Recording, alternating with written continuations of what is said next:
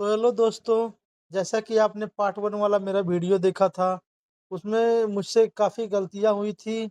अगर आप लोगों के मन में कुछ भी सुझाव होगा तो आप लोग कमेंट कर सकते हैं, ताकि मैं आगे से अपनी गलतियों को सुधार सकूँ। तो जैसा कि दोस्त देखिए, बीकॉम करने वालों छात्रों के लिए बहुत बड़ी खुशखबरी है। मैं बीकॉम का खुद छात्र हूँ और मैं सोच रहा हूँ कि अपने साथ-साथ सभी को बीकॉम का जो है सिलेबस पढ़ाता चलूँ, सिखाता चलूँ, बताता चलूँ, जिससे मेरी तैयारी भी हो जाएगी और मेरे दोस्तों की तैयारी भी हो जाएगी। तो चलिए दोस्तों शुरू करते हैं। देखिए मेरे मन में जो सवाल है मैं उन सबको पूछता जा रहा हूँ। आपके मन में जो सवाल है आप भी पूछिएगा। आप अगर नहीं पूछ सकते हैं तो आप कमेंट कर दीजिएगा। मैं उस टॉपिक के बारे में वीडियो बनाने की कोशिश करूँगा। तो चलिए सबसे पहले शुरू करते हैं भाई। देखिए, बीकॉम क्या होता है, इसको करने के क्या-क्या फ़ायदे हैं।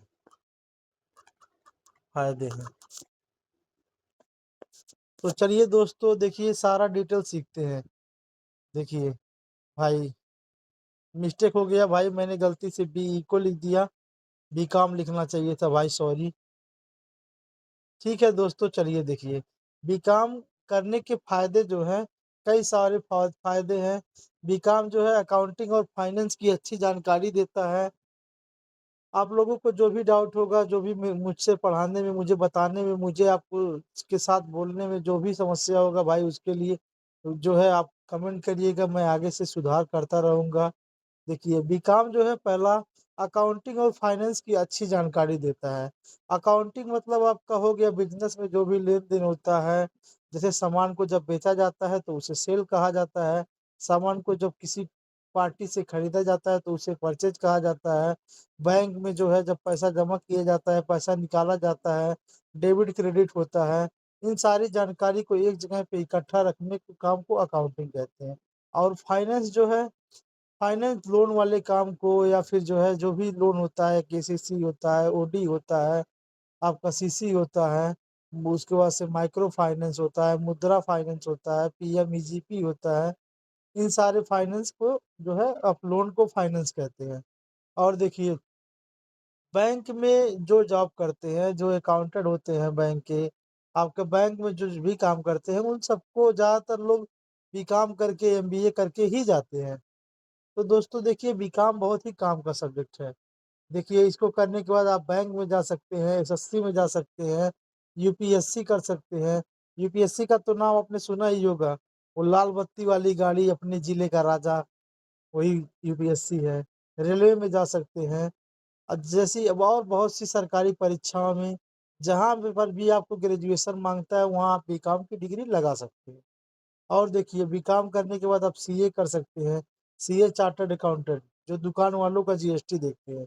सीएमए कर सकते हैं, सीएस कर सकते हैं, एमबीए कर सकते हैं। एमबीए कोर्स देखिए काफ़ी फ़ेमस है। जो बड़े-बड़े बिज़नेस है, जो बड़ी-बड़ी कंपनियाँ हैं, वो लोग ज़्यादातर एमबीए करने वाले बच्चों को ही हायर करती हैं।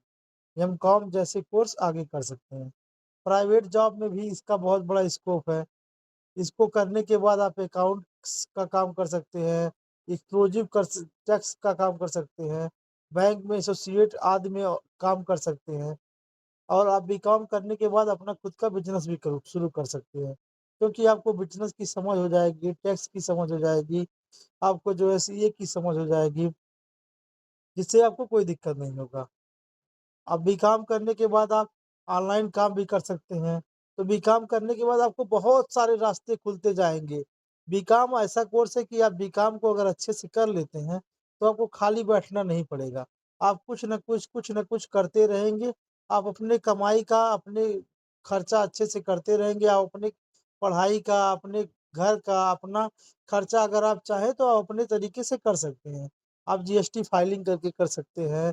बुक कीपिंग कर सकते हैं, आप टैक्स रिटर्न फाइल कर सकते हैं, आप फ्रीलांसिंग भी कर सकते हैं, अपने सीखिए, लोगों को सिखाइए।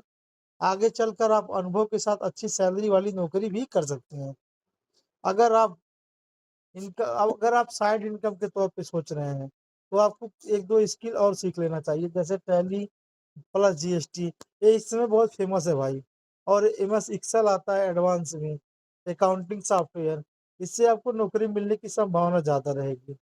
भाई देखिए, अगर आप लोग बीकॉम कर रहे हैं और उसके साथ-साथ साइड इनकम चाहते हैं, नहीं चाहते हैं कि आप घर से पैसा माँगे, घर के लोगों को दबाव दें, घर के लोग आपको जो है पैसे के लिए थोड़ा समस्या होता है घर में, क्योंकि बहुत सारे बच्चे जो हैं मेरी तरह पारिवारिक रूप से बहुत कमज़ोर हैं, जो अपनी मेहनत से कमा के पढ़ना चाहते हैं।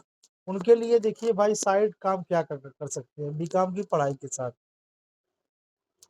बीकॉम की पढ़ाई के साथ पार्ट टाइम में क्या-क्या कर सकते हैं?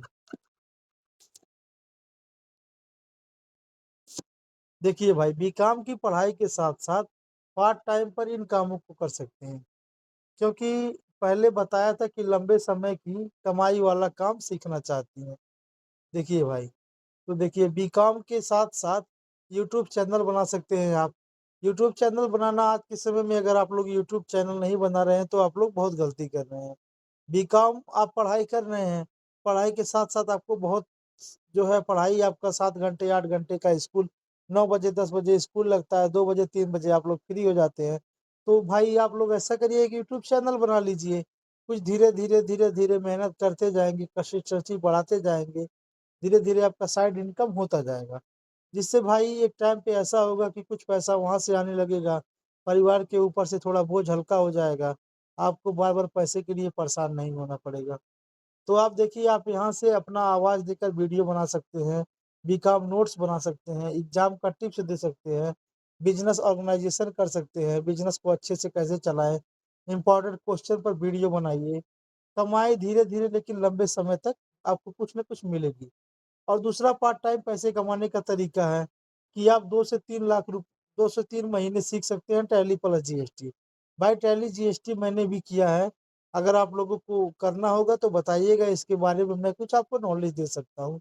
आप लोग कमेंट करिएगा मैं आपकी सेवा में भाई चौबीसों घंटे हाज़िर हूँ। मैं पूरा कमेंट पढ़ता हूँ, एक-एक कमेंट चेक करता हूँ। आप लोगों का प्यार बना रहे। भाई अगर कोई भी गलती हुई होगी तो ध्यान रखिएगा, कमेंट करिएगा, मैं आगे से उसको चेंज करता रहूँगा भाई। और कोई सुझाव होगा तो भी बताइएगा। देखिए, टैली जीएसटी अगर आप कर लेते हैं तो 2-3 महीने में आप उसको सीख सकते हैं।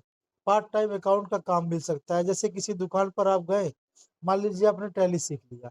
आप किसी दुकान के पास गए कि भैया आपको जीएसटी बनाने के लिए आप अलग से एक लड़का रखे हैं, 10,000 15,000 आप मुझे ₹100 दीजिए, मैं आपको एक जीएसटी बना के दूँगा, एक बिल।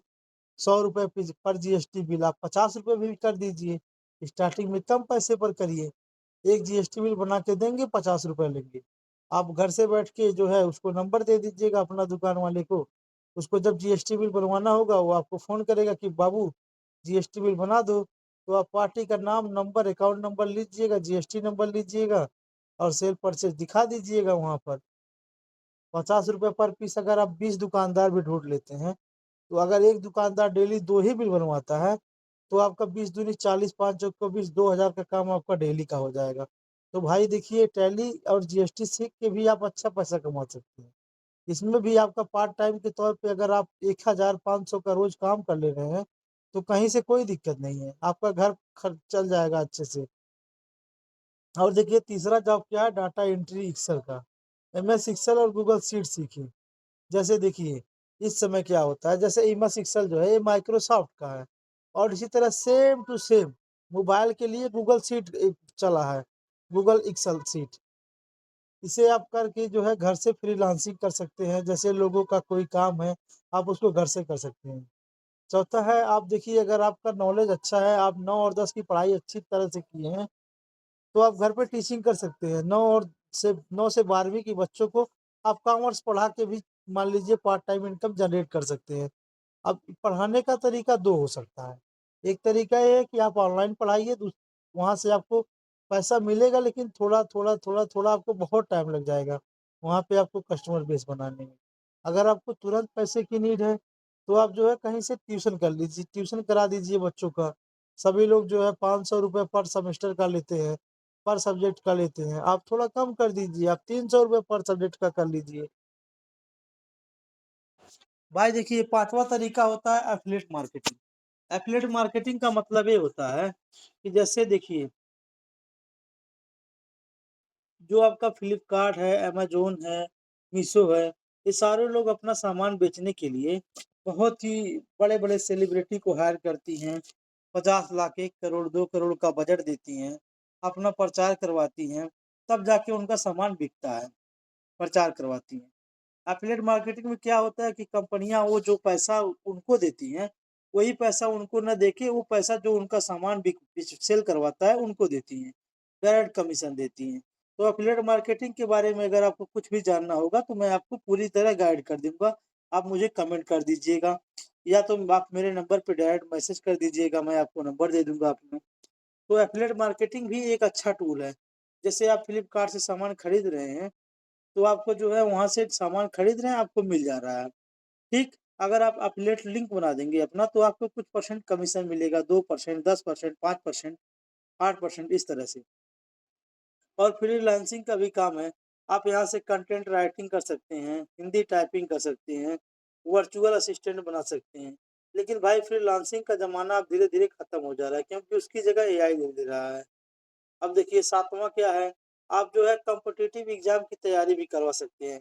बीकॉम के बच्चों को आप जो है एग्ज़ाम की तैयारी भी करवा सकते हैं, आप बैंकिंग का भी काम करवा सकते हैं या अन्य परीक्षाओं की भी तैयारी शुरू कर सकते हैं। तो ठीक है भाई, अगर आपको इसमें किसी टॉपिक के बारे में और डेप्थ में जानना होगा, तो आप लोग मुझे बताइएगा या फिर आप लोगों को और भी कोई पूछना होगा, कोई बात जानना होगा तो आप कमेंट कर दीजिएगा। बाकी अगर आपको इस सीरीज़ में बने रहना है तो आप मेरे चैनल को लाइक, सब्सक्राइब और फॉलो कर लीजिए ताकि मैं आपको ऐसे टॉपिक पे और वीडियो देता रहूँ।